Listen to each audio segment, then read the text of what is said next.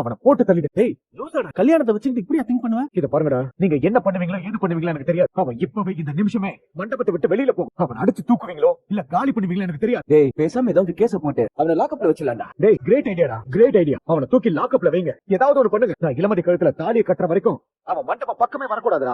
கவலைப்படாதடா, எதுக்கும் வரி பண்ணிக்காத. பரம இந்த நிமிஷத்துல இருந்து மண்டபத்துல இல்லன்னு நினைச்சுக்கோ. நீ சந்தோஷமா கல்யாணத்தை பாரு, நாங்க அவனை பாத்துக்கிறோம். வாங்கடா வா. போலீஸ் மணி கை வைக்கிற அளவுக்கு ஒரு தைரியம் வந்துச்சா? என்னாச்சு என்னாச்சு பரமா? எதுக்காக என் ஃப்ரெண்ட்ஸ் அடிச்சா சொல்றான்?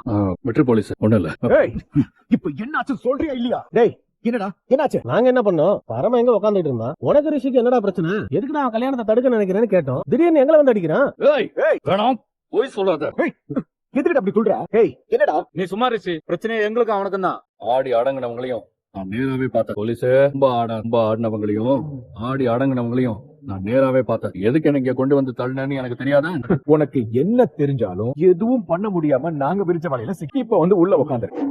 நாளைக்கு 12 மணிக்கு உன்னை நான் ரிலீஸ் பண்றேன். நான் மட்டும் தனியா வந்து இல்ல, புருஷன் பொண்டாட்டிய இளமதி கூட வந்து பொண்ணு விடுதலை பண்றேன். என் கல்யாணத்தை முன்னிட்டு உனக்கு சிறப்பு விடுதலை. சரியா? பட்டுமா? வாங்கடா.